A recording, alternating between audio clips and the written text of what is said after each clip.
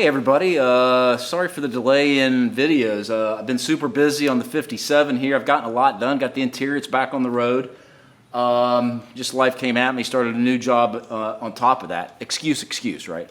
But I'm having some problems with what I think is vapor locking. So I've gotten the 57 back on the road, but like clockwork, man, once that 3 to 4 mile range hits, it starts to sputter and just dies on me. And I think what's happening related to this heat is vapor locking. So I'm filming this in the summer of 2023, and Cincinnati's supposed to be 100 today, so it's brutally hot. And I think with these Volkswagens, you know, the earlier ones with this copper tubing and all this heat that's coming off the engine along with, you know, the hot air that's there already, I think I'm getting a vapor lock. And what vapor lock is when, you know, you may have heard the gasoline boils, but what's really happening is that gasoline is vaporizing. It's introducing air pockets into the line, and that's going to prevent a steady stream of fuel into the carburetor. And so it's getting that way right when I get to peak temperature. So I pull it off the side of the road, I wait 20 minutes or maybe a half an hour, let it cool down, it fires back up. So I'm leaning toward that's my problem, my vapor locking. So what I've done here, I got a tip from somebody. I've cut a German braided fuel line, the rubber with the cloth braid. I've slit that and I've wrapped it around this cloth tubing, and I've angled it so it blocks the heat coming off the engine. And I like the way this looks because it's not very noticeable. You can still see the copper line, but it's still wrapped to protect it from the heat coming off the engine. So I'm gonna get in, we're gonna take a drive, and let's see what happens, and I'm hoping that this is gonna solve the problem. All right, I'm getting ready to turn on, this is Mount Zion Road. This is a 45 mile an hour speed limit, so it started to vapor lock on me probably about 3 miles into the run.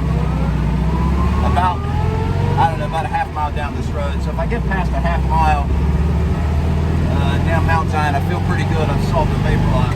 So let's enjoy the ride and see how it goes.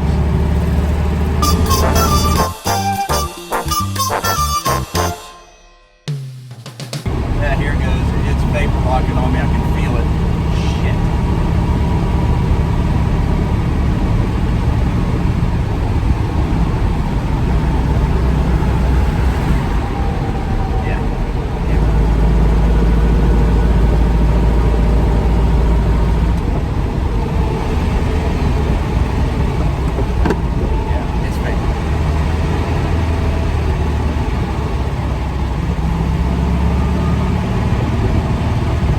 Like clockwork.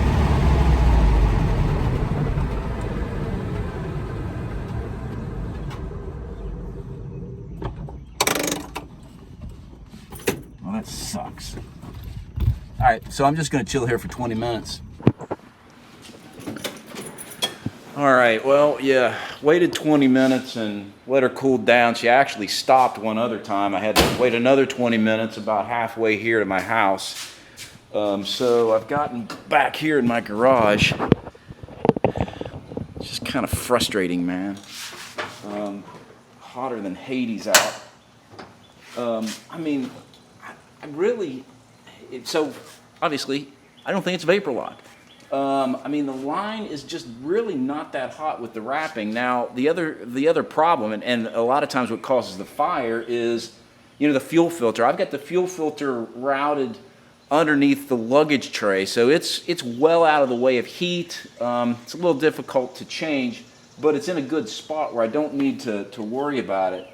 So I need to think through this on what could be going wrong with it. The only other thing that I'm thinking right off the top of my head is a coil. So I think I'm going to go in, take a look online, do a little bit of research, and maybe I'm just going to get a coil, and let's maybe just try that process of elimination, right?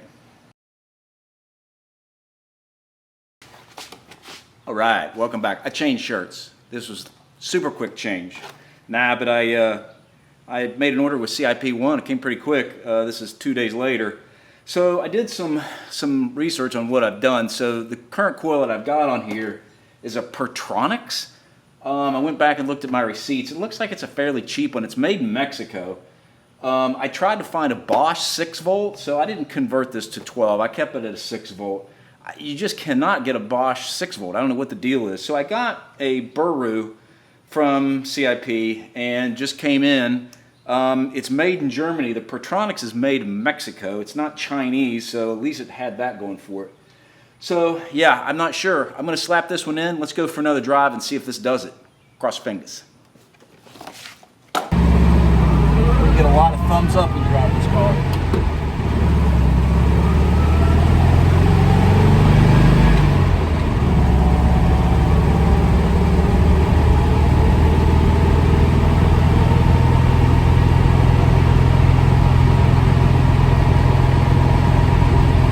On Weatherington Boulevard, right off my neighborhood, just to be safe. I'm just going to cruise up and down this boulevard 2 or 3 times.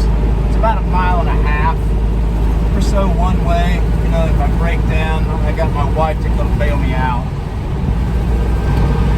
Now about halfway into the ride. It actually feels really good so far, knock on wood. Of course, there's no wood in here, it's all metal. Pull seems fine. I don't seem to have any problem with the engine performance now, no cutting out, so far so good. Last pass. I'm well over 4 miles at this point. So at this point it would have cut out on me. It started to sputter and then just die out.